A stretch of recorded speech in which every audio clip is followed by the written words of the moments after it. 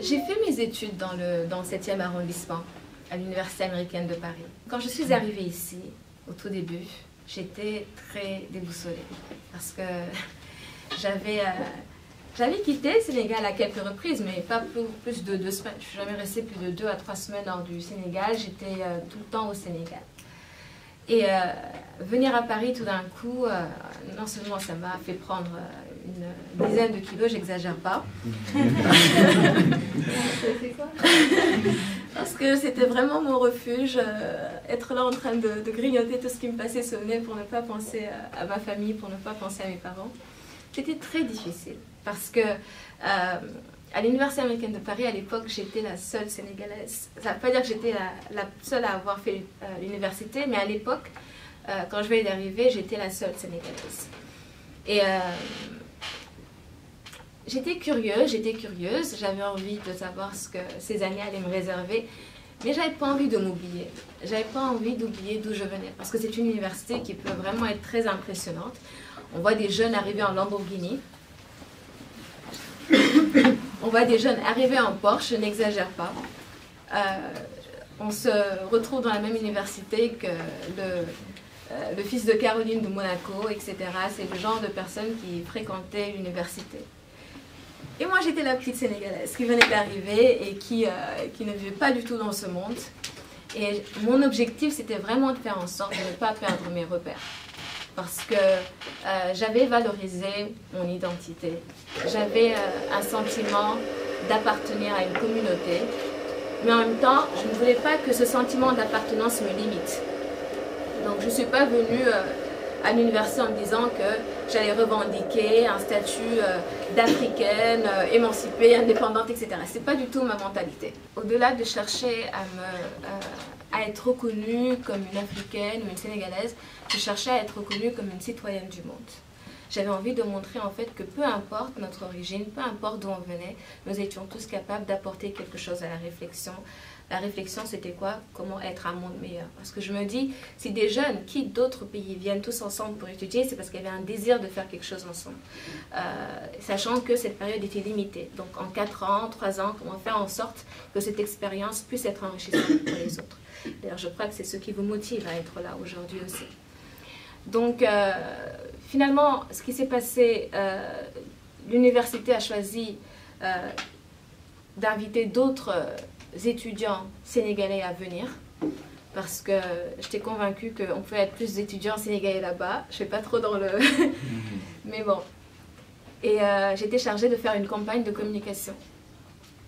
Donc, ils ont mis ma photo et je devais mettre un message. Le message était très simple.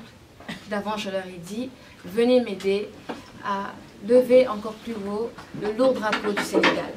Parce que parfois, c'est cette impression qu'on a, d'avoir un lourd drapeau sur les épaules et qu'il faut honorer à chaque moment. Donc, c'est ce qui s'est passé. Et pendant cette période, il y avait le NEPAD également, qui avançait au Sénégal, le NEPAD.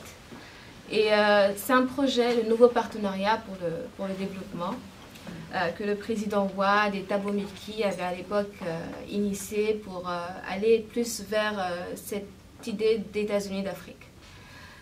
Donc, je me suis investie un peu là-dedans autant que je pouvais.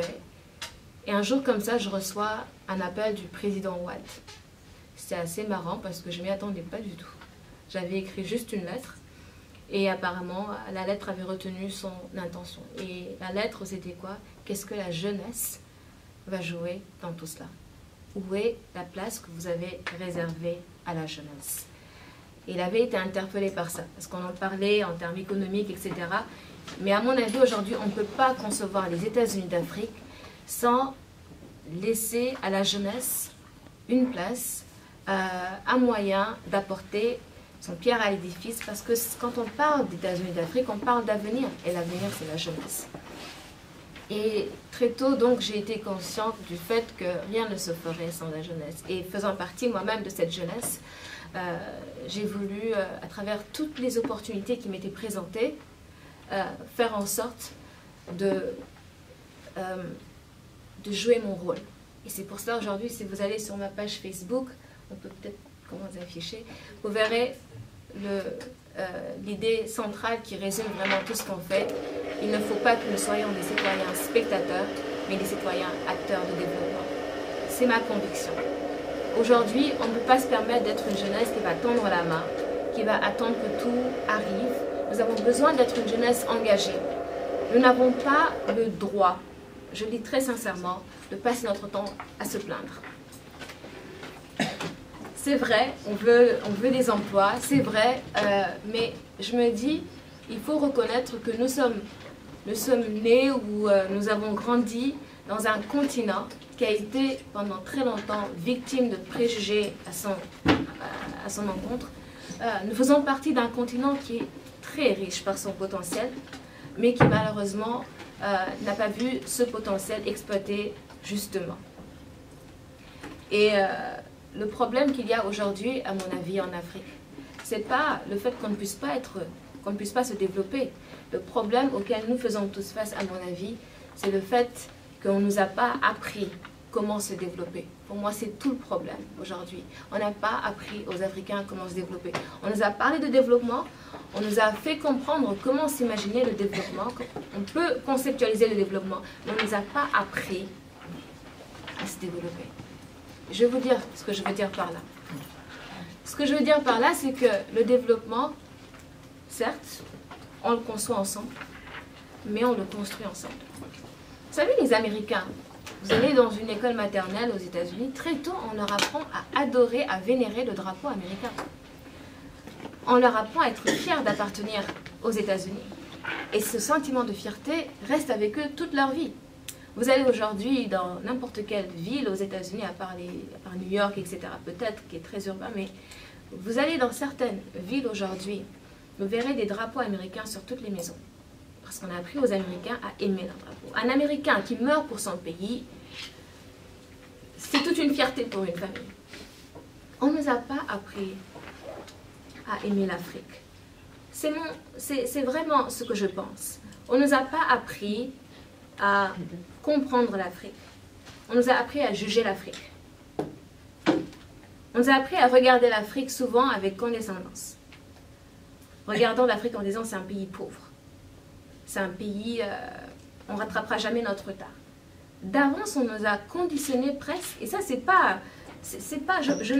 suis pas en train de faire allusion à l'Occident, je parle de nous-mêmes. Je parle de nous-mêmes. On ne nous a pas appris à adorer notre continent. On ne nous a pas appris à se regarder ensemble. Aujourd'hui, un Sénégalais pensera d'abord au Sénégal avant de penser à l'Afrique. C'est tout à fait normal. Mais il ne faut pas être contradictoire, paradoxal. Si aujourd'hui on parle d'États-Unis, d'Afrique, si aujourd'hui on parle d'unité africaine, il faut être cohérent. Il faut que dans cette démarche, que l'on sente que l'on pense à tous les pays qui font le continent. Et il y a des combats que nous menons ensemble. Il y a des combats que nous menons avec d'autres pays. Mais pour moi, tant que l'Afrique n'aura pas sa place au Conseil de sécurité des Nations Unies, tant que nous n'aurons pas atteint ce niveau, pour moi, cette considération ne sera qu'illusoire. Moi, je crois que nous avons atteint un point où nous ne pouvons plus avancer sans être cohérents avec ce que nous prônons. Nous prônons une unité africaine. Il faut que dès à présent, que l'on apprenne à vivre ensemble, à cohabiter, que l'on apprenne à utiliser ensemble nos ressources, que l'on apprenne à se développer en fonction de nos perspectives, de nos ambitions. Donc, quand je dis qu'on ne nous a pas appris comment se développer, c'est parce que, vous savez, peu d'entre nous connaissent vraiment l'histoire de l'Afrique. On connaît peut-être l'histoire de nos pays, mais combien ont vraiment appris l'histoire de l'Afrique? Très peu, très peu. Comment est-ce qu'aujourd'hui on veut qu'un jeune qui est né et qui a grandi en Côte d'Ivoire puisse comprendre un jeune qui est né, qui a grandi en Centrafrique, vice-versa, s'ils n'ont pas la même perspective, s'ils n'ont pas les mêmes plans, s'ils n'ont pas été formés pour œuvrer dans la même direction. Moi, je crois qu'il est temps aujourd'hui que l'on pense à un baccalauréat africain. Je pense que c'est quelque chose qui est très faisable. Et on pourrait commencer par l'Afrique francophone. Il n'y a pas de raison qu'on ne puisse pas avoir un système éducatif commun.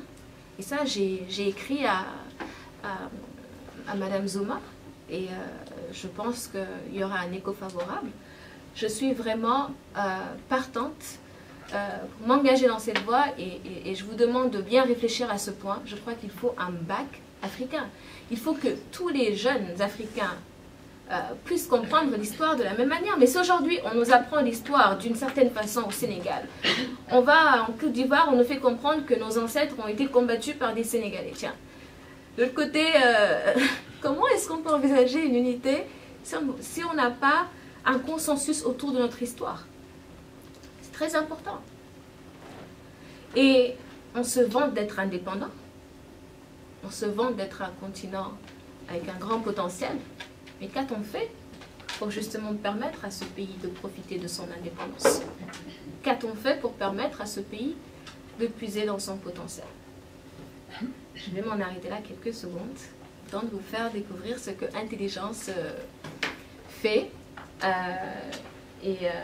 Je vais commencer par vous mettre une petite vidéo. Il ne faut pas avoir peur du sous-développement, parce que des générations avant nous ont su affronter, dans la plus grande dignité, des épreuves bien plus difficiles, dans des contextes bien plus sensibles, pour nous laisser cet héritage sur lequel nous avons la chance de nous tenir debout aujourd'hui, pour oser espérer provoquer un véritable changement. Ce changement, tel prôné par le président Obama, qui sera bientôt parmi nous à Dakar, ne viendra que de nous-mêmes. Change comes from the bottom up. Il serait en effet illusoire de penser que le développement se savoure à force de contemplation. Le développement, on le conçoit ensemble, on le construit ensemble et ensuite seulement on le consomme ensemble. Oui, chers élèves, certains parmi vous rêvent peut-être de poursuivre leurs études à l'extérieur, d'autres de mener carrière à l'international, souvent en quête perpétuelle d'un monde meilleur, parfois dans l'esprit inavoué de fuir le sous-développement. Mais ce moment venu, souvenez-vous de ce que je vais vous dire à l'instant présent. Vous pouvez tenter de fuir le Sénégal, vous pouvez tenter de fuir l'Afrique, vous pouvez tenter de fuir la misère, mais il y a une chose inaliénable, inestimable et inoubliable que vous ne pourrez jamais fuir, et ça, c'est votre identité africaine.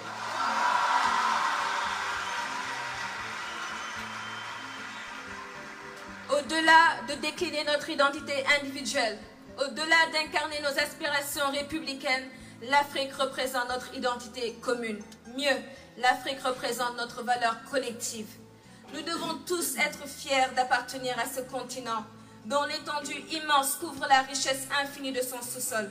Sa biodiversité unique a survécu à des siècles d'exploitation et de colonisation, mais dont l'hospitalité traditionnelle et légendaire de ces peuples rappelle sans conteste que c'est ici qu'a surgi l'Homo sapiens, c'est ici que l'homme a fait ses premiers pas, c'est ici le berceau de l'humanité.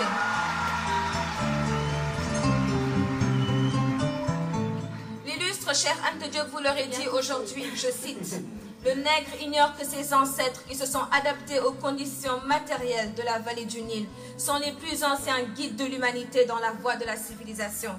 Que ce sont eux qui ont créé les arts, la religion, les premiers systèmes philosophiques, l'écriture, les sciences exactes, la médecine, l'architecture, l'agriculture, etc. à une époque où le reste de la terre était plongé dans la barbarie. »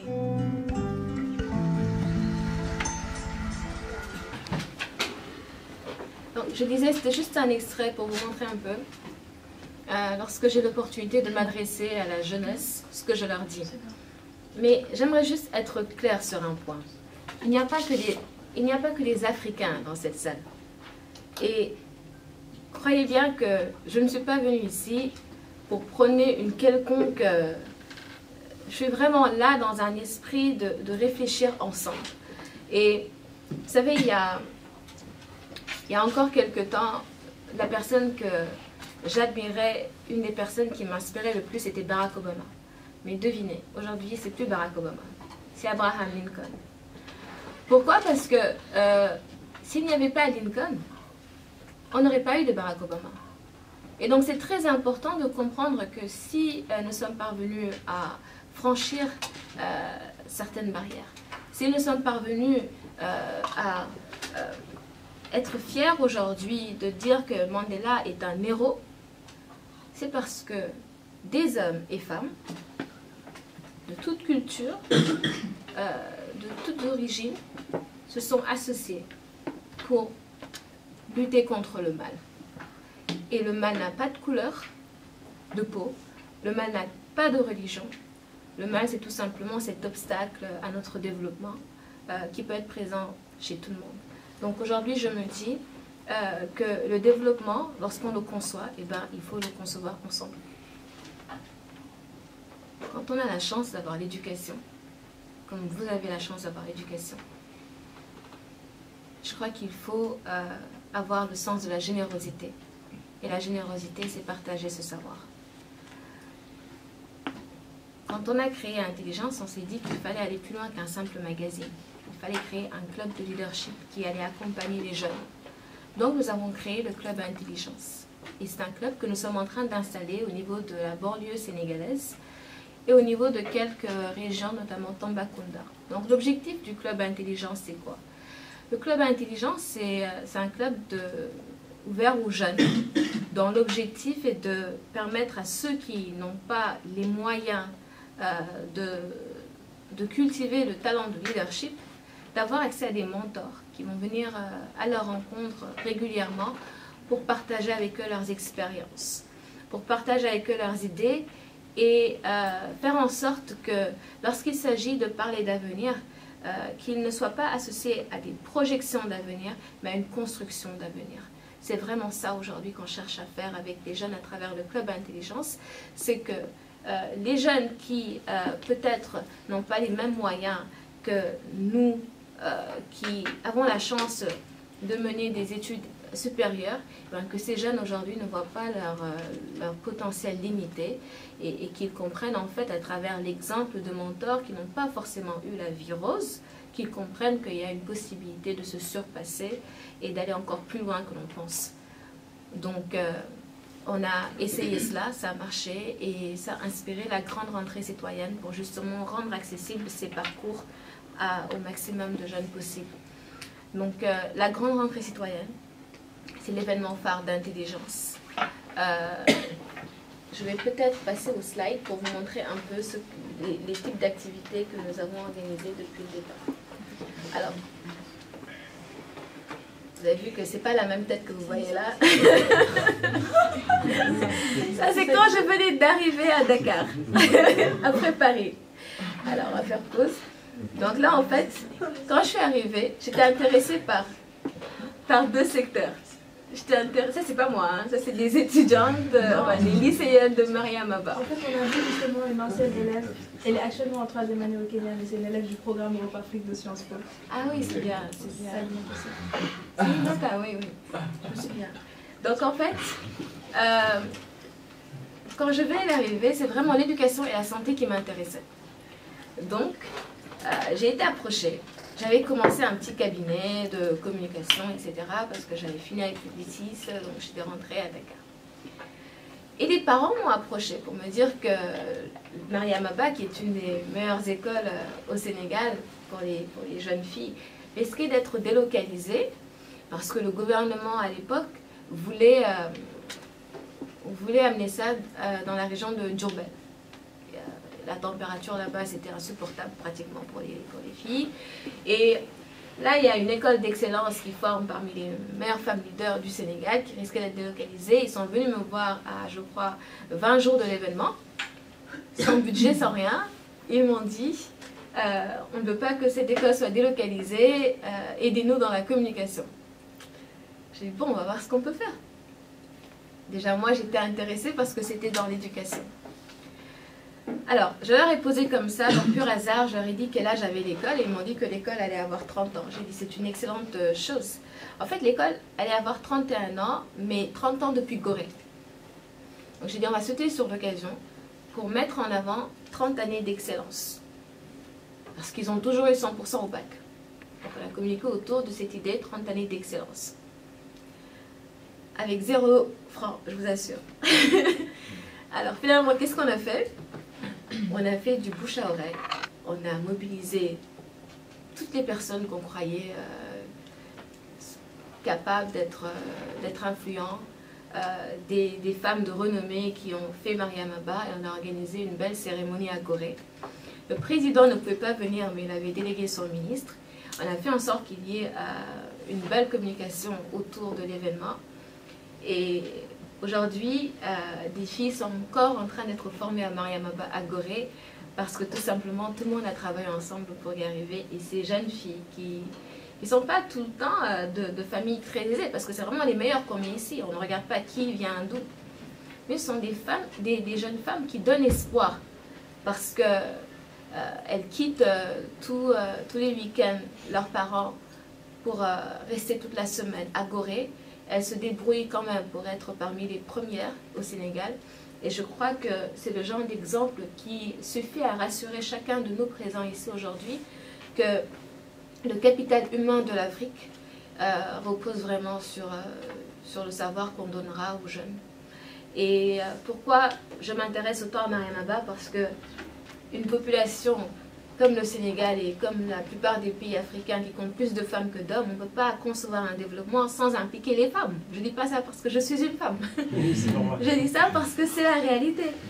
Si aujourd'hui on est à plus de 52% de femmes, comment est-ce qu'on peut imaginer le développement sans passer par la promotion de l'éducation et du leadership féminin?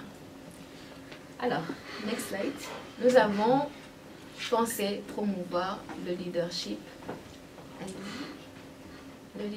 féminin. Voilà. Et avec mon équipe, nous sommes allés très très très loin. Nous sommes allés, et là c'est vraiment un champ de riz.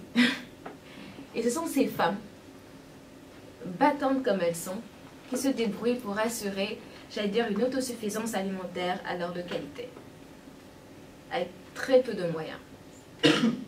J'avais très peur parce qu'il y avait des serpents, il paraît, ici. Je me disais, moi, je ne suis pas encore immunisée, c'est un serpent me... Alors, ce sont des femmes qui me donnent espoir. Parce qu'aujourd'hui, vous vous direz que peut-être elles attendent d'avoir de l'argent, elles attendent d'être impliquées dans la politique. Non. Elles ne rêvent que d'un meilleur avenir pour leurs enfants. Elles ne rêvent que d'école pour leurs enfants. Ces femmes sont conscientes que tout se passera par l'éducation. Et quand on est allé jusque-là, c'est vraiment pour que les jeunes qui suivront ces images comprennent la chance qu'ils ont d'avoir le savoir. Ne pas prendre le savoir comme acquis, l'éducation comme acquis. Se dire que c'est une chance extraordinaire et que c'est très difficile dans le monde d'aujourd'hui de compter, d'avoir une voix si on n'est pas capable d'exprimer ses idées. Et c'est pour ça que tout à l'heure je vous parlais d'un bac africain, mais je vous parle aussi d'un système bilingue. Parce que je me dis, il faut qu'on aille justement dans ce sens. Il faut qu'au niveau des écoles, que l'on puisse enseigner en anglais également. Parce que je n'ai rien contre le français. Au contraire, c'est une très très très belle langue. Mais je pense qu'il ne faut pas se limiter. J'ai été dans un lycée bilingue. Papis pourra vous dire. C'est très important de ne pas limiter le potentiel des jeunes. Et pour moi, quand on donne une éducation à un jeune et qu'on le prive d'anglais, dans le monde d'aujourd'hui, on limite son potentiel. Il y a beaucoup de choses que je suis capable de faire aujourd'hui, c'est grâce à l'anglais. Si j'ai pu interviewer le Dalai Lama, comme vous le verrez tout à l'heure, c'est parce que j'ai pu parler avec lui en anglais. Si je ne pouvais pas parler anglais, je n'aurais pas eu ce potentiel. Si je n'avais pas appris l'anglais, c'est quelque chose que j'aurais pu faire, interviewer le Dalai Lama, que je n'aurais pas fait parce que j'aurais été limitée.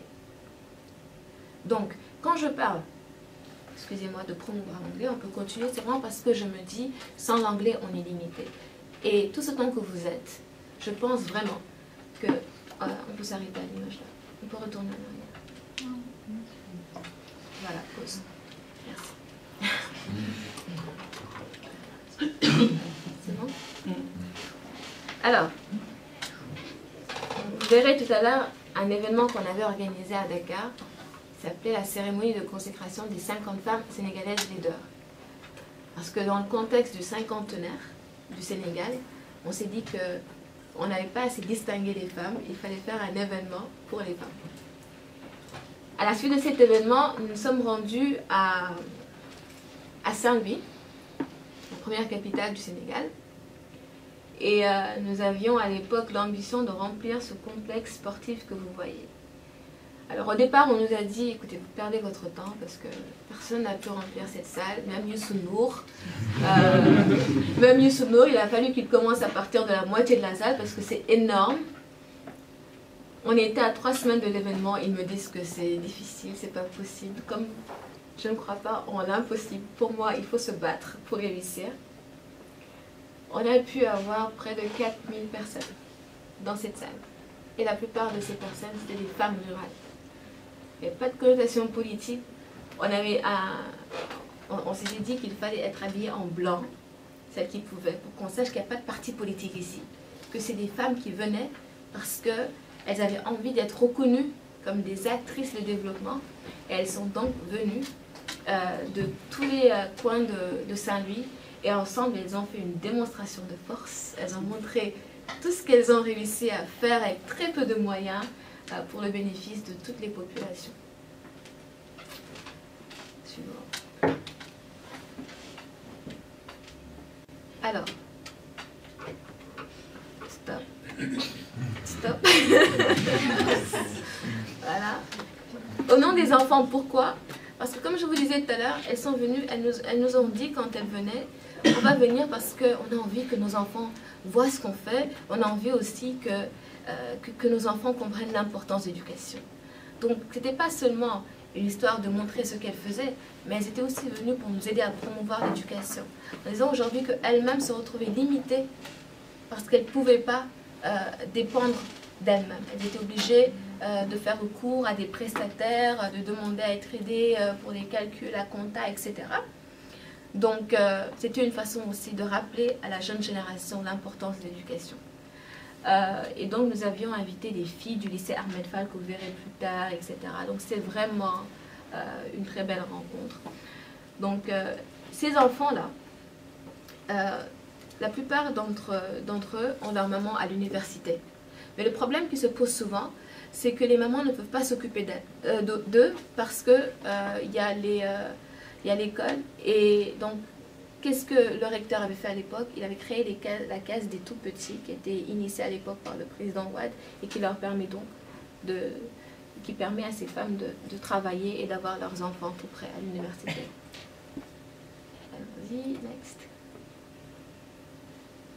Donc voilà, on leur avait remis des... Ça peut continuer, hein. C'est juste des images. Donc voilà. Alors, l'idée c'était aussi d'amener des femmes qui... voilà. Stop. Voilà. La dame là-bas, par exemple, elle s'appelle Evelyne Tal. C'est la deuxième personnalité d'EcoBank en Afrique. Donc, l'idée c'était de faire venir des femmes qui étaient plus dans des entreprises pour qu'elles puissent communiquer avec des femmes du monde rural. Donc il y avait un bel échange qui était écrit et plusieurs femmes, il y avait la secrétaire générale de la BCAO, etc. Il y avait pas mal de femmes leaders, donc c'est vraiment pour montrer que le leadership n'avait pas de connotation là-bas. Deuxième personnalité d'EcoBank Sénégal ou Afrique? Afrique en oui. global. C'est la Chief Operating Officer. Next. Donc, oui, parce que pour moi, le leadership féminin, on peut en parler s'il n'y a pas d'unité. C'est important. On peut continuer.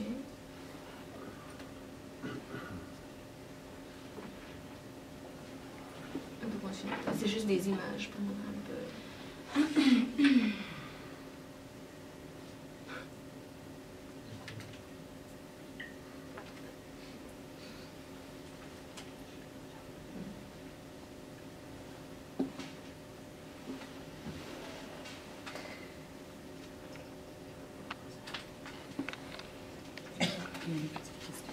Il y a une question. N'hésitez pas hein, si vous voulez poser des questions pendant que je parle. Excusez-moi, je ne sais pas si vous allez l'évoquer dans la suite de votre présentation, mais je pense qu'il y a une question qui nous concerne tous aujourd'hui en tant que jeunes Africains à l'étranger. C'est, je ne sais pas si vous l'avez évoqué pendant que j'étais à l'extérieur, mais quel a été le plus grand obstacle pour vous en termes de retour au Sénégal avant de vous lancer dans vos activités, parce que je pense que c'est l'une des choses qui pourrait décourager pas mal jeunes Africains aujourd'hui? L'obstacle, j'en voyais pas vraiment parce que j'étais décidée à ne pas avoir d'obstacle. Donc, tout ce qui apparaissait comme un obstacle, je voyais ça comme quelque chose qui était surmontable. Donc, pour moi, c'est la mentalité à avoir. C'est-à-dire aujourd'hui, si on part avec le principe, l'idée qu'on aura des obstacles, tout ce qu'on verra s'apparentera à un obstacle et on sera poussé à renoncer, à laisser tomber. Donc non, j'avais des difficultés comme tout le monde. J'avais des idées, il fallait financer, il fallait trouver... il fallait avoir le courage de ces idées, surtout que à l'époque, j'étais quand même la seule femme à diriger un magazine. Je me souviens, j'allais en venir d'ailleurs, c'est une bonne question.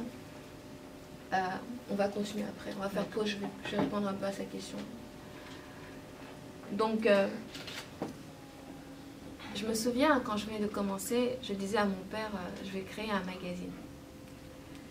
Je crois qu'il était très surpris, parce qu'il ne s'y attendait vraiment pas du tout. Et comme ça, il faut avoir la détermination, je crois. Et comme mon père, c'est quelqu'un qui pense que j'ai beaucoup d'idées, qui pensait que j'avais beaucoup d'idées, qu'il pensait que c'était juste une autre idée. Alors avec mon ordinateur, j'ai écrit un journal. De A à Z, comme on dit. Et je l'ai amené jusqu'à aujourd'hui, notre imprimerie. Notre imprimeur en parle. Et c'est un journal qui était fait à partir de Word. Donc pas de InDesign, pas de Adobe, tout ça là, c'était Word. Quand ils ont ouvert ça la première fois, il y avait des fichiers, il y avait des images qui bougeaient par-ci par-là. Ils n'ont pas compris. Et c'était le premier numéro d'Intelligence qu'on a sorti comme ça. Et c'est ce qui a fait que pour le premier numéro, les articles n'étaient pas signés, parce que je ne peux pas signer tous les articles. Et c'était assez marrant d'avoir un journal avec des articles qui n'étaient pas signés. Et petit à petit, on a eu une équipe. Aujourd'hui, on est 15 personnes. Et donc, c'était vraiment des articles qui traitaient de la citoyenneté, avec une démarche inclusive. On a invité les lecteurs à soumettre leurs idées, à défendre leur point de vue. On a eu de la chance parce que pour le deuxième numéro, comme ça, par pur hasard, on a écrit au président Wade pour lui demander un entretien exclusif. Il venait de faire les 10 ans de l'alternance. Je ne m'attendais très sincèrement pas à avoir une réponse encore une fois. Le président Wade m'a surpris 2 fois dans ma vie. La première, c'était l'appel que je vous avais dit tout à l'heure. Et la deuxième fois, c'était vraiment en acceptant cet entretien. Alors, quand il m'a reçu, je lui ai dit, mais pourquoi est-ce que vous m'avez donné cette chance? Parce que c'est un journal qui n'est pas connu. Pourquoi est-ce que vous nous donnez cette chance? Parce que vous êtes une femme. Et j'ai compris, bon, c'est un homme politique aussi, le fait de dire, j'ai donné mon entretien à une femme. Là, donc, on en a profité, on a eu notre entretien et ça nous a permis d'un jour au lendemain d'être connus parce que c'était le seul magazine qui avait l'entretien avec le président Wade et c'est un entretien qui était très recherché parce qu'il revenait sur les 10 ans de l'alternance. Ensuite, après, on s'est intéressé à l'armée. Donc, ça nous a donné le courage d'aller chercher à décrocher des entretiens par-ci par-là. On a demandé au chef d'état-major de l'armée sénégalaise, Semga, un entretien qu'il nous a accordé. Le chef de l'opposition à l'époque, Ousmane Tanor Dieng, qui nous l'a accordé, parce que bon, comme le président est passé dans le journal, maintenant c'est un journal que... Donc ça s'est poursuivi comme ça. Et tout le monde passait tout d'un coup dans l'intelligence et on a essayé d'aller encore plus loin en allant chercher à l'extérieur des entretiens. On a eu la chance d'avoir le premier entretien avec le président Alpha Condé, Bernard Kouchner, etc. Et tout ça, c'est vraiment la chance, je peux dire, parce que c'est des rencontres hasardeuses la plupart du temps qui aboutissent à un entretien, etc. etc. D'ailleurs, je vous montrerai tout à l'heure quelques images. Double question. La première, c'est après vos études, c'est l'université américaine, quelles ont été vos premières expériences professionnelles avant de rentrer au Sénégal? Combien de temps ça a duré? Et ensuite, le journal Intelligence, comment est-ce qu'il se rémunère? Est-ce que c'est par les ventes de magazines ou bien est-ce que c'est comme la publicité, comme en Europe? Est-ce que c'est par la publicité des encarts, des espaces publicitaires? Qu'est-ce qui fait les revenus du journal? Je commence par mon expérience professionnelle. J'aurais dû commencer par cela. J'avais dit que je ne serais pas intimidée, mais apparemment j'ai été un peu intimidée. Il faut avoir oublié cela. Mon expérience professionnelle, alors ça a commencé ici à Paris par un stage au niveau de la francophonie. À l'époque, j'ai eu l'honneur de travailler avec le président Diouf au niveau du secrétariat général. Et c'était une très belle expérience parce que ça m'avait permis de rencontrer d'illustres personnalités qui venaient souvent à des rencontres que nous organisions dans le cadre de ce stage. Et par la suite, j'ai été aux États-Unis. Après, j'ai fait 2 bachelors. Un bachelor en administration des affaires internationales et un autre bachelor en communication internationale. Je suis allée à New York pour travailler le temps dans une agence de communication qui était surtout spécialisée dans les firmes IT, donc la nouvelle technologie. C'est peut-être pour ça que je suis beaucoup sur Facebook aujourd'hui, parce que c'est un peu ce qu'on faisait. On travaillait avec la Floride et le Tri-State Area, donc New York, New Jersey, etc. Par la suite, au moment où je devais revenir à New York, figurez-vous que comme d'autres de mes collègues, j'ai appris que j'avais perdu mon emploi. C'était très dur. Parce que c'était en pleine crise, ça n'allait pas. Et je crois que c'était un des moments les plus durs de ma vie, parce que je m'apprêtais vraiment à prendre l'avion pour retourner à New York. Et je reçois un email comme ça. À quelle année? Je vous dirai plus tard. Je charade pour en savoir. Non, je vous dirai. Je vous dirai tout ça. Ça avait le pouvoir de me détruire. Hein. Je vous dis très sincèrement, parce que c'était une grosse désillusion, se dire on va retourner pour travailler et on apprend comme ça qu'on est licencié. Et licencié pas parce qu'on n'avait pas de bonnes compétences, mais licencié parce que la firme, effectivement, allait fermer.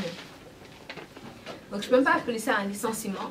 Je dirais tout simplement qu'ils étaient obligés d'arrêter beaucoup de... Et surtout que moi, je ne suis pas américaine, naturellement. Je n'étais pas du tout protégée. Qu'est-ce que j'ai fait? Il me restait 3 jours, je crois, pour m'inscrire à l'université pour faire mon master's. Je n'ai pas eu le temps de chercher à savoir ce que j'allais faire avec mon appartement que je venais de prendre, pour lequel je m'étais déjà engagée et qui allait me coûter très cher. Je me suis dit qu'il fallait trouver une solution immédiatement. Que je n'allais pas me laisser faire, parce que je n'avais pas le choix, ce n'était pas quelque chose que j'avais provoqué, j'en suis pas responsable, j'ai fait ce que je devais faire. Maintenant, ce qu'il fallait, c'était continuer dans cette perspective de construire un avenir, une carrière professionnelle. Je suis retournée à Paris, très simplement. Je me suis inscrite, j'ai fait un master's en Global Communications, comme il l'appelle à l'université américaine. Et puis, à la fin, j'ai eu 2 offres de Landor et de Publicis. Il m'a fallu 2 jours pour choisir Publicis parce que ça correspondait beaucoup mieux à ce que je voulais. Publicis parce que c'était beaucoup plus internationalisé que Landor et c'est pas juste du branding, c'était vraiment la communication telle que je l'avais apprise.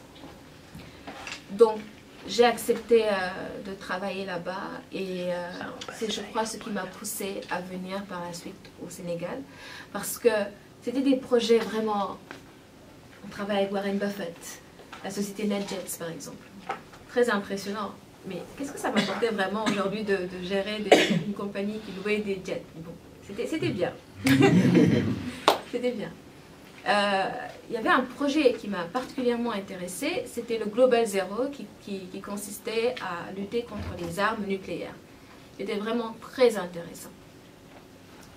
Il y avait également des projets autour de l'Union pour la Méditerranée. Et ça, par exemple, c'est un projet auquel j'étais associée, mais qui ne me plaisait pas du tout. J'étais obligée de faire. C'est le genre de choses qui m'a un peu poussée à vouloir me lancer et lancer ma propre société de communication, parce que pour moi, l'Union pour la Méditerranée, c'était une autre façon d'isoler encore plus l'Afrique subsaharienne. Donc voilà, après ça, je suis venue au Sénégal, où j'ai lancé CNC International. Au bout d'un an, je me suis dit que le nom ne sonnait pas très bien. C'est difficile pour tout le monde de dire CNC International, et CNC est devenu Mondialcom. Et c'est Mondialcom donc qui édite Intelligence Magazine, et c'est une équipe jeune. La plupart des personnes qui travaillent à Intelligence sont jeunes. Et c'est une façon aussi de montrer que la jeunesse est capable. C'est pour ça que les sujets, les articles, etc. intéressent beaucoup les jeunes, je crois. Alors, est-ce qu'on continue sur un format de questions-réponses? Hein? Comme ça, je suis sûre de parler de ceux qui vous intéressent. Après, je vais clôturer avec une petite lecture de quelque chose que j'avais noté, que j'avais envie de partager avec vous. Très bien. Oui, allez-y. Vous avez beaucoup parlé de développement en disant qu'il faut qu'on apprenne à se développer. Je pense que, enfin, de ce que j'ai lu et de ce que j'ai vu, on aborde surtout les problèmes africains d'une manière d'en haut, toujours par rapport à l'État. Et est-ce qu'on ne devrait pas commencer à regarder ou à chercher à résoudre les problèmes d'en bas, directement, en réglant par exemple les problèmes d'ethnie, pour créer un pays ou pour pouvoir créer des États-Unis d'Amérique, pour que les gens se sentent intégrés? Il faut d'abord qu'ils se sentent sénégalais avant d'être Peul ou Wolof ou quelle que soit la technique. Ouais. Est-ce que ce n'est pas une manière de régler le problème? Absolument, je suis convaincue que le changement ne viendra pas d'en haut, comme vous dites.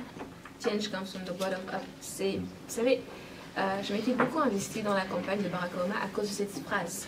Change comes from the bottom up. J'étais convaincue que le changement viendrait des populations. Et j'observais la manière dont les Américains ont organisé l'élection de Barack Obama.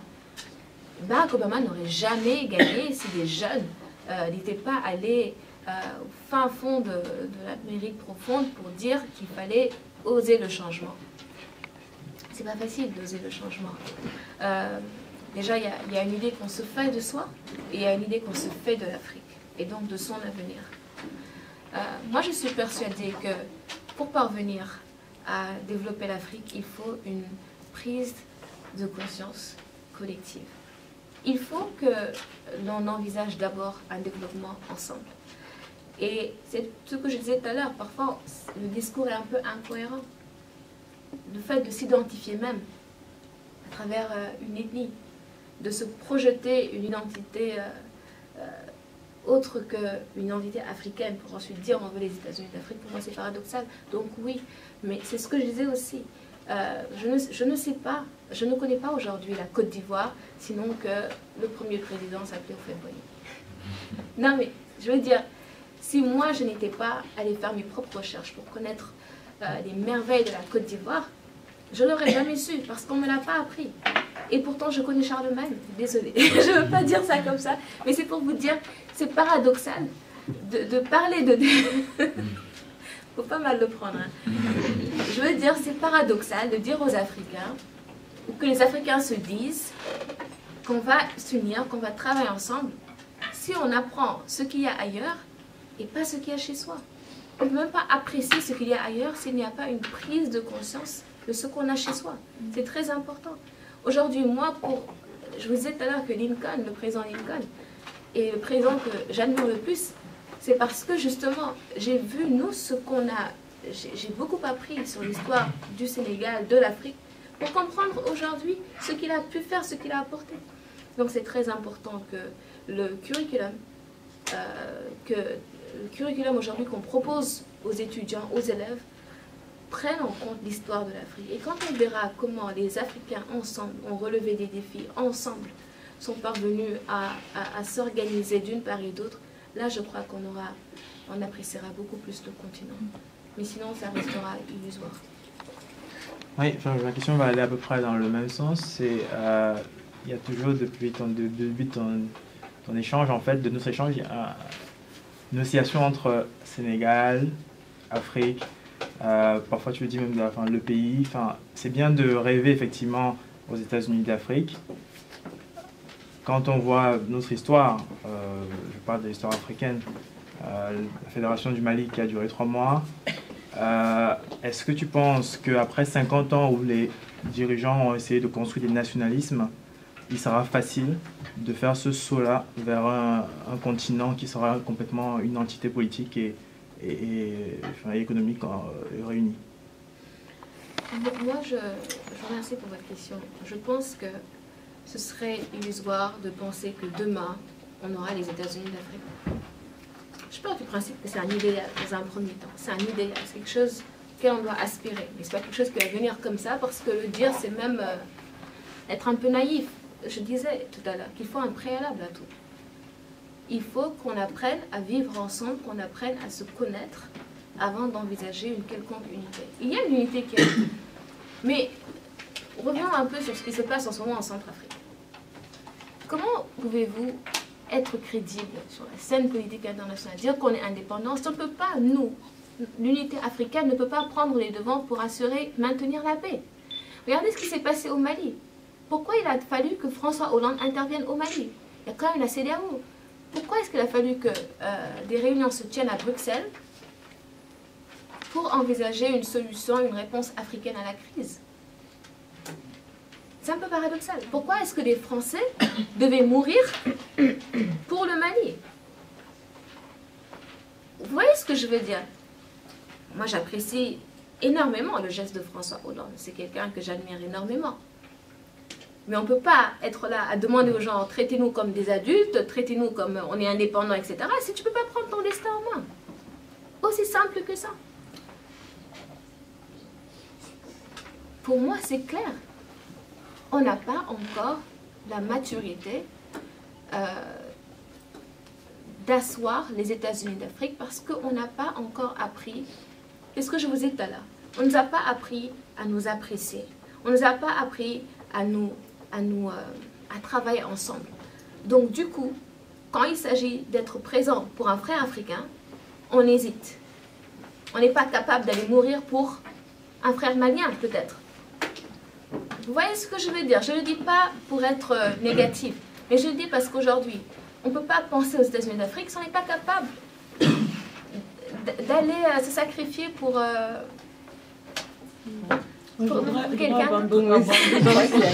dois abonder dans sa question en demandant conceptuellement pour vous les États-Unis d'Afrique, vous les voyez comment? Comme l'Amérique, c'est-à-dire que tous ces pays, les 58 pays africains deviennent un seul pays, ou alors comme l'Union européenne, où en fait on reste 58 pays, mais on a des lois d'échange qui régissent les 58 pays. Comment conceptuellement ma perception est beaucoup plus simple que cela. Moi, je vois ça en termes de grands ensembles. Je me dis, c'est tout simplement des États appelés à cristalliser la vision d'une unité africaine. Des États capables aujourd'hui de s'associer pour remédier aux pathologies qui viennent avec le sous-développement, si je puis dire ainsi. C'est des États déterminés à œuvrer ensemble. Des États qui sont capables aujourd'hui de travailler ensemble. Et ça commence par des préceptes de base. Je me dis que si on n'a pas un système éducatif qui prend en compte les réalités, les diversités culturelles, etc., historiques, pour s'entendre autour d'un consensus sur notre histoire, si on ne connaît pas l'histoire de l'Afrique, on ne peut pas aujourd'hui penser à l'avenir de l'Afrique. C'est important de voir les acquis et essayer de pérenniser ça.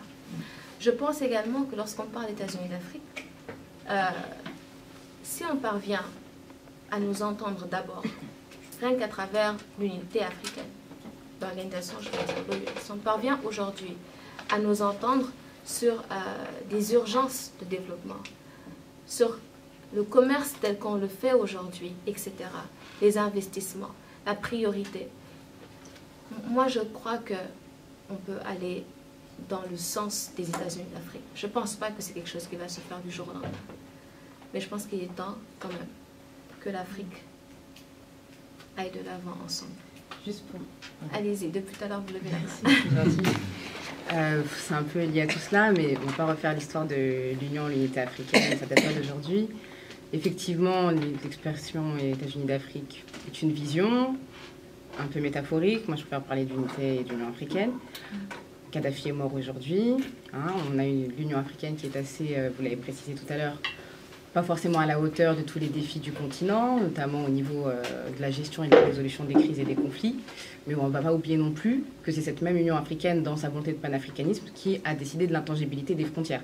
Donc quand on parlait de nationalisme et d'ethnicisme tout à l'heure, les frontières qui ont été imposées certes par une colonisation et un colonialisme ont été acceptées dûment par l'ONU à l'époque. Enfin ça c'était pour clore cette question-là.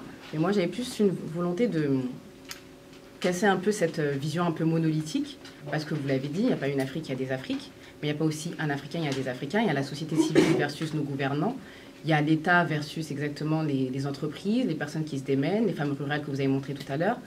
Donc, on comprend bien l'enjeu de l'éducation, l'importance pour la jeunesse de se saisir des dossiers et de se sentir acteur et pas juste spectateur, mais où vous placez justement les responsabilités. Parce que ce qui se passe, comme sur beaucoup de dossiers, c'est que la question de la gouvernance se pose. L'accès à l'éducation, vous avez eu la chance de venir à Paris, vous avez eu la chance de voyager, etc. Nous avons la chance d'être ici, tout le monde n'a pas cette chance. Certains ont la chance d'avoir accès aux soins médicaux, d'autres non. Donc, et cette question de l'accès, c'est une question régalienne qui ne doit pas être traitée dans une discussion de jeunes, mais qui devrait être adressée par le gouvernement sénégalais au Sénégal. Enfin, voilà. Donc, est-ce que vous, au niveau de votre magazine et du club que vous mentionniez tout à l'heure, vous vous adressez justement spécifiquement au Sénégal, aux autorités sénégalaises, sur cette question de l'accès des jeunes à l'éducation, à la santé, à la culture, etc. Est-ce que vous avez, pas des relations, mais en tout cas un dialogue avec les autorités compétentes, qu'il s'agisse au niveau national, local, etc., sur toutes ces questions? Parce que pour être acteur, il faut aussi qu'on en ait les moyens. Donc c'est pas pour se passer dans une position de demandeur, mais c'est que c'est un juste retour des choses. Mais voilà, après il y a plein d'autres choses qu'on pourra partager aussi. C'est très intéressant ce que vous dites. L'accès à l'éducation, pour moi, c'est la raison. Le fait de savoir à quel point c'est important que tout le monde ait accès à l'éducation nous pousse à mener ce genre d'activité. Le Club Intelligence, comme je vous disais tout à l'heure, a pour vocation d'inclure le maximum de jeunes possible dans cette quête de leadership, cette aventure qui consiste vraiment à promouvoir le leadership. Vous allez, par exemple, je vous donne un exemple, vous allez dans la banlieue de Pékin, par exemple, Pékin, à Dakar. Il y a des jeunes extrêmement intelligents qui sont là-bas, extrêmement capables, des jeunes qui ont cette fibre patriotique, qui ont envie de réussir, malheureusement qui n'en ont pas les moyens. On se rend compte du pouvoir des mots avec ces jeunes. Ce sont des jeunes qui parfois se disent qu'il faut peut-être qu'ils abandonnent, parce qu'à quoi ça sert de travailler, d'aller à l'école pour ensuite se retrouver au chômage, connaissant surtout les sacrifices que parfois des chefs de famille sont obligés de faire pour eux. Des jeunes qui sont prêts à se sacrifier ou prêts à tenter l'extérieur. L'accès à l'éducation leur est déjà garanti. Mais pour vous dire aujourd'hui qu'il faut aller plus loin que l'accès à l'éducation. Ils peuvent avoir accès à l'éducation, être à l'université, être à l'école, etc. Mais la plupart d'entre eux, ils décrochent. C'est ça. Là, il y a un autre problème aussi qu'il faut évoquer. C'est l'abandon scolaire. Il y a beaucoup de jeunes, surtout les femmes, à cause de questions financières, sont obligés d'abandonner leurs études. Donc non seulement il faut promouvoir l'accès à l'éducation, mais il faut donner envie aux jeunes de rester. Et à travers le journal, à travers le Club Intelligence, c'est ce qu'on fait. On essaie de les pousser vers l'excellence, parce que je pense que quand on est dans une démocratie à vocation participative, il ne faut pas attendre que tout vienne du gouvernement. Oui, il faut que le gouvernement intervienne, mais c'est sûr, c'est évident. C'est évident. Mais si on croise les bras en se disant que le gouvernement va tout faire... Ah non, du tout, on leur demande des comptes, justement. Non, je veux dire, si aujourd'hui on croise les bras, ou bien on pousse le gouvernement à faire, si on voit que le gouvernement ne fait pas, il faut qu'on fasse. Voilà. Donc c'est un peu ça qui fait aujourd'hui que lorsqu'on essaie de faire, ou que d'autres essaient de faire, parce qu'il y a énormément d'organisations au Sénégal qui militent en faveur de la promotion de l'éducation, c'est parce que justement ils comprennent que si on adopte une attitude attentiste, on est là à attendre que les choses viennent du gouvernement, les choses ne viennent pas du gouvernement. Parfois, les mots ont le pouvoir d'influencer les jeunes à non seulement aller à l'école, mais également à rester à l'école. Et je ne sais pas si je réponds à votre question, mais c'est... Dans ce cas, il faut changer de gouvernement, c'est ce qu'on a fait. Au Sénégal, en tout cas. Enfin, bref. Mais on ne pourra pas toujours changer de gouvernement. Hein. Si, ben, le pouvoir est dans les mains. Je veux dire, je sais, mais si aujourd'hui on change de gouvernement, ensuite après on dit qu'il faut rechanger de gouvernement, est-ce que vous ne pensez pas qu'il faut aussi qu'on cherche à apporter notre pierre à l'édifice? En fait, je vais partir dans le même sens que vous. Comment permettre aux Africains en fait, de profiter du potentiel de l'Afrique? Parce qu'en fait, quand j'écoute des personnes comme M. Carlos Lopez, qui est le Monsieur Afrique des Nations Unies à New York, et même les études de la Banque mondiale montrent qu'aujourd'hui, l'Afrique présente les mêmes indicateurs économiques que la Chine il y a 10 ans. C'est-à-dire avec un potentiel, avec une croissance supérieure à 5%, 7 voire 10% par an. Et ça risque de continuer dans les années à venir.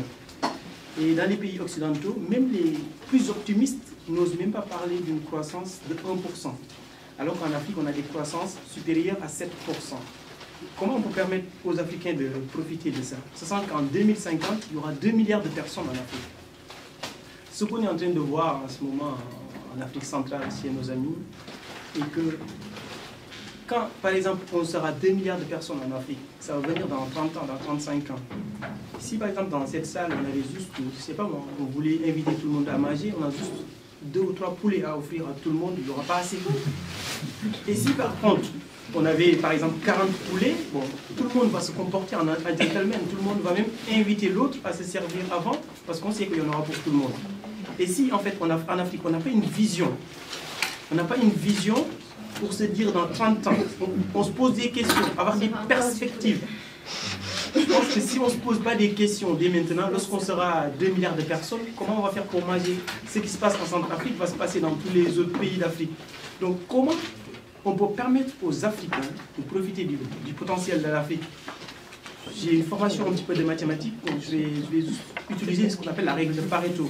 Parce qu'en fait, en Asie, en fait, eux, ils ont dit que maintenant, ils vont prendre 80% et ils vont donner 20% aux autres. Et en Afrique, nous, on nous prend 80% et on nous laisse 20%.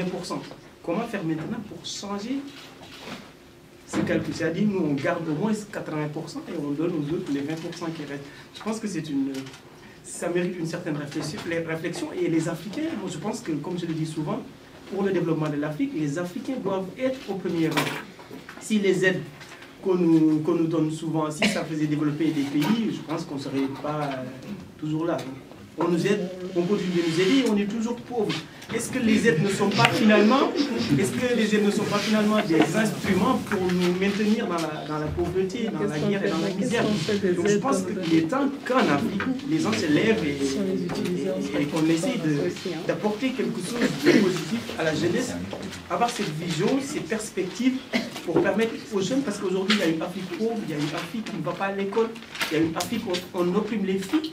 Et moi par exemple, j'ai la chance souvent de discuter avec beaucoup de personnes qui sont dans des entreprises et qui me disent que souvent les conseils d'administration dans les sociétés où il y a au moins une femme, ils font beaucoup plus de chiffres d'affaires, ils font beaucoup plus de résultats que dans des entreprises où il n'y a même pas de femmes ou dans les conseils d'administration, etc. Je pense que les femmes ont une place très très importante dans la société. Aujourd'hui, on se bat pour qu'une Afrique où il y a beaucoup plus de femmes, beaucoup plus de leadership chez les femmes, il y a beaucoup plus de place chez les femmes dans l'entreprise. Je pense qu'on doit tous se mettre dans le même sens et œuvrer pour le bien-être de l'Afrique. Donc comment permettre aux Africains de bénéficier du potentiel de l'Afrique? Je vois beaucoup parler de l'éducation en Afrique et tout. Moi j'aimerais poser la question aussi pour vous. Si on arrive à résoudre le problème de l'éducation en Afrique, est-ce que la moitié de nos problèmes seront... Est-ce qu'on peut dire que la moitié des problèmes sera presque résolue, quoi? Sinon, je vous pose la question, quelles sont les compétences sur lesquelles vous pensez qu'on devrait discuter en Afrique pour favoriser notre développement? C'est ça ma question en fait. Après le décès de Nelson Mandela, qui vous voyez au niveau africain en tant que leader, que la jeunesse comme nous pourrait avoir comme modèle, par exemple? D'accord. Moi, en fait, c'est pour savoir, on parle beaucoup de leadership, Mais il y a quoi derrière cette notion exactement? Aujourd'hui, comment est-ce qu'on peut définir le leadership des jeunes? Comment est-ce qu'on peut apprendre le leadership aux Africains? Ou comment on peut, cette notion, comment est-ce qu'on peut la définir et comment est-ce que les jeunes peuvent se l'approprier? Et la deuxième question que j'avais, très courte aussi, c'est vraiment parce que c'est à cause du profil de la communication. Aujourd'hui, vous faites la promotion de l'éducation au Sénégal et les médias promeuvent exactement le contraire, au Sénégal en tout cas. Ils promeuvent exactement justement le fait de ne pas viser l'excellence ou ce genre de choses par les programmes qui sont proposés. Donc comment est-ce qu'on peut, dans un même pays, comment est-ce qu'on peut résoudre ce problème-là des médias et responsabiliser les médias aujourd'hui en Afrique? Une petite question. J'allais juste ajouter au débat de la notion des États-Unis d'Afrique. Je crois que pour régler les défis africains, tels que le terrorisme actuellement, la misère et les questions liées à l'environnement, il est important de commencer à construire une Afrique d'en bas, à travers notamment les organisations sous-régionales, et plus tard créer, non pas une fédération, mais une confédération. Parce que avec une fédération, vu la notion de nation qui est très mal compris et quasi inexistant en Afrique, on ne peut pas créer des États-Unis d'Afrique, c'est impossible. Comment aider les Africains à profiter de leur potentiel? Alors, moi, je vais essayer d'aller vite. C'est une question pas aussi simple. Parce que je crois que chaque personne a sa singularité. Et que par conséquent, chaque personne a la possibilité d'apporter quelque chose de particulier. Mais d'une manière générale, je dirais tout simplement que il faut d'abord qu'un citoyen comprenne pas seulement le rôle qu'il est appelé à jouer, mais ce que la défense de sa propre intégrité peut avoir comme impact sur l'image qu'on aura demain de l'Afrique. C'est-à-dire, il y a deux choses. D'abord, il faut qu'on améliore l'image de l'Afrique. C'est la première chose. Parce que pour avoir des investisseurs, pour avoir un débat d'égal à égal, pour être respecté, il faut que l'image de l'Afrique soit reconsidérée. L'Afrique ne jouit pas d'une bonne image dans le monde. L'Afrique n'est pas connue dans plusieurs parties, au-delà de ses guerres, au-delà de ses périodes de famine. Et ça, c'est un vrai frein à notre potentiel parce que ça dissuade les gens à venir en Afrique. Et je crois qu'une fois qu'ils auront ils ont été conscientisés dans ce sens, et une fois qu'ils auront pris confiance eux-mêmes, je crois que les choses iront d'elles-mêmes. Je pense qu'aujourd'hui, il y a beaucoup de jeunes, quand ils cherchent à réussir, ils réussissent d'abord pour eux. C'est important de revoir cette notion d'ambition pour qu'elle ne soit pas simplement individuelle, mais collective. Qu'on regarde comment je peux aider ma communauté. Ma communauté, ça peut être mon quartier, ça peut être ma ville. Comment faire en sorte pour que le travail que je fais puisse avoir un impact autour des populations.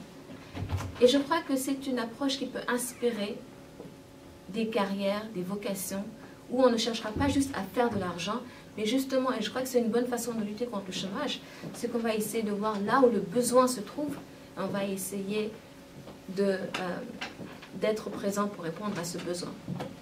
Vous voyez ce que je veux dire?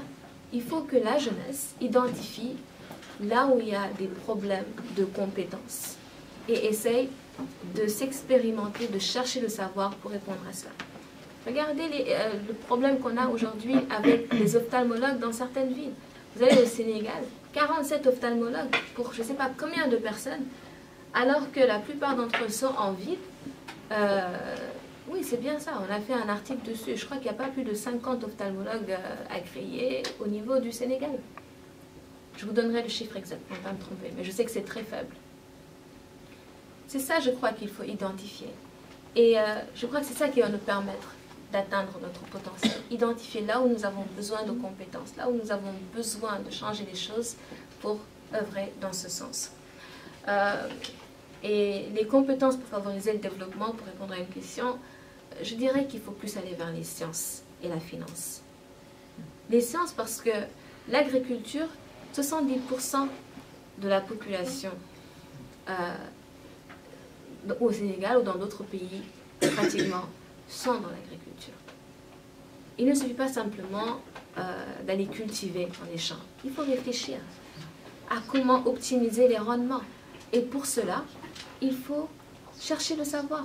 Et c'est pour cela que l'éducation sera la meilleure issue, l'issue la plus sûre. Il faut que les jeunes aient l'éducation. Je ne vois pas d'autres issues dans le monde d'aujourd'hui. Mandela, voilà, Mandela est quelqu'un qui m'a beaucoup inspirée et je crois que la meilleure façon de parler de lui, c'est de reprendre la phrase du président Zuma qui disait que Mandela nous attire tant parce qu'on cherche chez lui ce qu'on cherche souvent. On voit chez lui ce qu'on cherche à devenir. C'est-à-dire, quand on voit quelqu'un qui a eu la force de pardonner, malgré les conditions dans lesquelles il était, quand on voit quelqu'un capable de lever la main de son ennemi devant ses partisans pour dire que telle personne a aussi contribué à notre combat, quelqu'un qui a l'humilité de savoir que chaque jour est un nouveau jour pour s'améliorer, malgré tous les honneurs qu'il avait, je crois qu'il a des valeurs, il incarne des valeurs dont nous devons nous inspirer pour être des personnes meilleures. Et c'est ce que je disais tout à l'heure, comprendre qu'on ne peut pas envisager un développement avec une vision autre qu'une vision. Il faut une vision inclusive en fait. Il faut qu'on se dise que tout le monde doit participer à ce développement. Et l'autre question pour aller vite, qui à part Mandela, c'est ça la question, qui à part Mandela? Je crois que c'est difficile de recommander un modèle à quelqu'un. Moi je dirais tout simplement que, pour moi en tout cas, je cherche surtout mon inspiration chez ces femmes rurales, chez ces personnes qui manquent de moyens, mais qui, avec leurs convictions, parviennent à réaliser de belles choses. Après, maintenant, chacun a son modèle. Donc, je dis Obama inspire beaucoup parce que c'est quelqu'un qui a quand même su franchir des barrières, etc. Mais je crois que l'inspiration, on peut trouver ça tous les jours partout. On va continuer cette course à la montre. Leadership, la notion de leadership, c'est quoi? Pour moi, être leader, c'est d'abord être sincère. C'est être sincère, avoir des convictions et incarner ces convictions dans nos actions de tous les jours avant de demander à d'autres de le faire. Quand on parle de démocratie, quand on parle de leadership, je crois que c'est d'abord des convictions. Et être leader, c'est avoir du courage.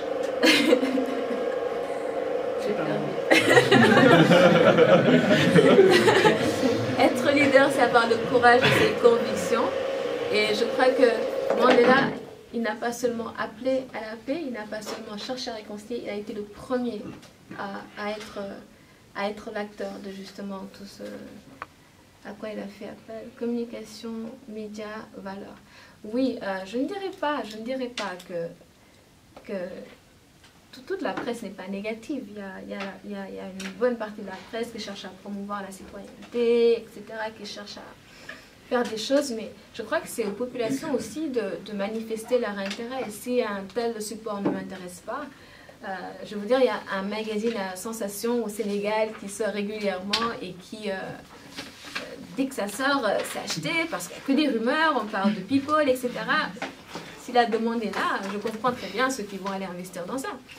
Après, on dit toujours, excusez-moi, dis-moi quel peuple tu es, je te dirai, dis-moi quelle jeunesse tu es, et je te dirai quel peuple tu es. Si aujourd'hui vous êtes une jeunesse ambitieuse, entreprenante, je crois que vous avez les moyens de changer tout cela. Je terminerai juste par vous dire que...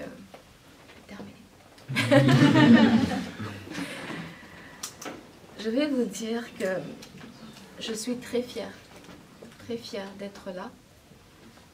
Fière parce que quand je vous regarde, je vois juste des jeunes. Je vois des jeunes comme moi, qui ont cette même envie de créer une rupture quelque part, de faire avancer les choses, d'aller contre ce pessimisme, cet afro-pessimisme, etc. Et il y a de quoi être optimiste.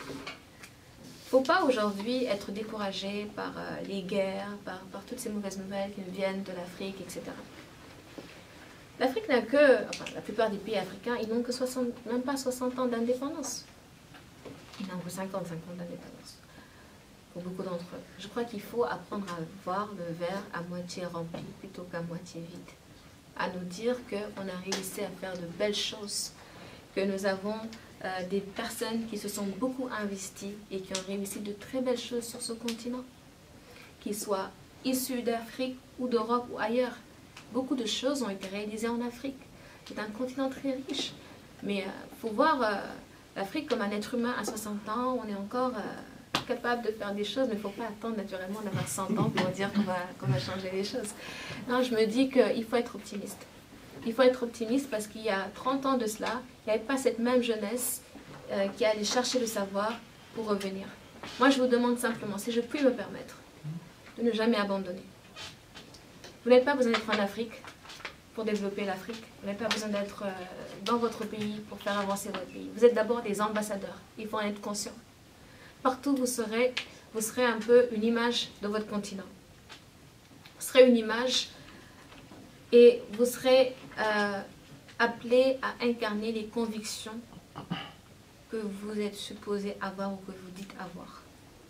Si vous êtes convaincu qu'il faut une bonne gouvernance, si vous êtes convaincu qu'il faut de la transparence, vous devez être les premiers à incarner cela. Et je pense qu'ensemble, nous avons la possibilité de réussir. Et n'oublions jamais ceux qui n'ont pas les moyens que nous avons. N'oublions jamais d'aider ceux qui n'en ont pas les moyens. Parce que ça ne servait à rien de réussir seul. Nous avons toujours besoin de sentir que les autres sont associés à cette réussite. Vous pouvez avoir l'argent, ouvrir une grande entreprise, etc. Et si vous n'avez pas des personnes pour fréquenter ce business, il ne marchera pas. Donc il faut avoir une vision inclusive du développement. Je ne vais pas parler plus que ça.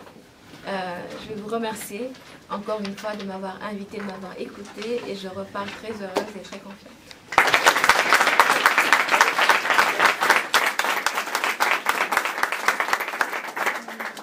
L'ASPA est une association qui invite les étudiants, mais aussi toutes les personnes qui ont un intérêt commun pour l'Afrique, qui veulent donc enrichir le débat et aussi la promouvoir. Cette année, nous avons un très grand bureau, à peu près 30 personnes, dont certains qui sont là ce soir. Donc ce qui est énorme, nous prévoyons de faire de très belles choses. Nous avons un voyage engagé, nous avons un gala, nous avons des conférences, des discussions comme celle-ci. Donc n'hésitez pas à vous tenir au courant de tout ce qui se passe à l'ASPA via la page ou encore le site aspa-asso.com.